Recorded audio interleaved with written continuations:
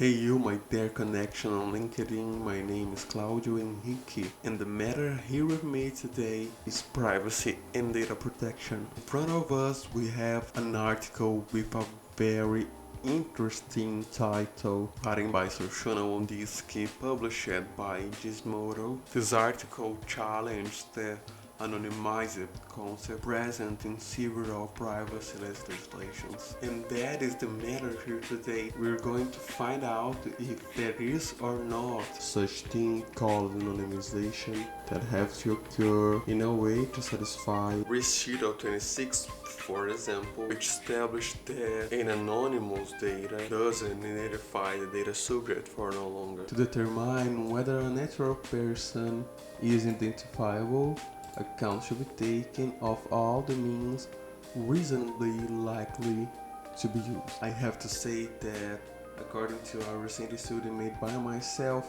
matter of my late videos in Portuguese, the concept of identification or identifiability present in European approach to personal data is unclear or hard to apply, and it gets worse when you try to define boundaries for identity and somehow related it to a data as an electronic record. So what we're really handling here is the probability to different rows in different datasets be gathered and accurately be about a single natural person. And diving into Shoshana's article sources and the sources of Shoshana's sources, we find out two very interesting documents. This one written by Annika Volkian, an expert in the matter, who claims that identification does work.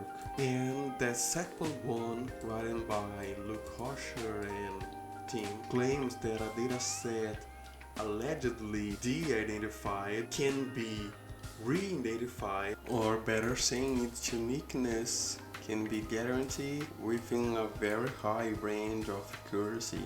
So the articles diverge. The fact is that Anne's article was written quite a long time before the second one in 2014, and all tests have a political approach and struggles against an opposition. In this case, we could generally call it the media. So she claims that inaccurate information was widespread in the internet, and she thinks that is not right, that the re-identification of the identified dataset is a myth. She is concerned that this may have a negative impact by controllers refusing to provide data to research entities, or even not even trying to identify the data set.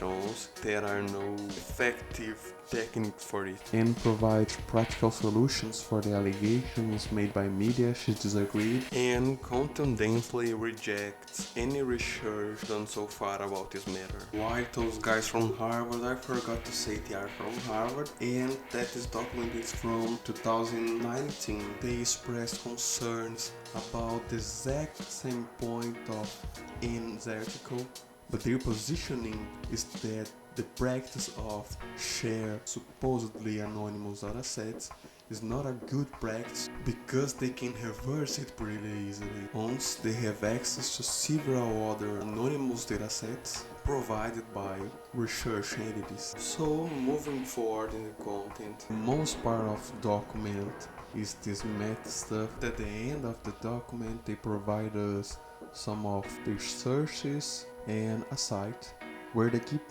challenging this anonymous stuff, inviting us to do the test. So the research have a scope of only United States and United Kingdom, then providing some personal data. The site show us the likelihood of you be directly identified by some anonymized dataset.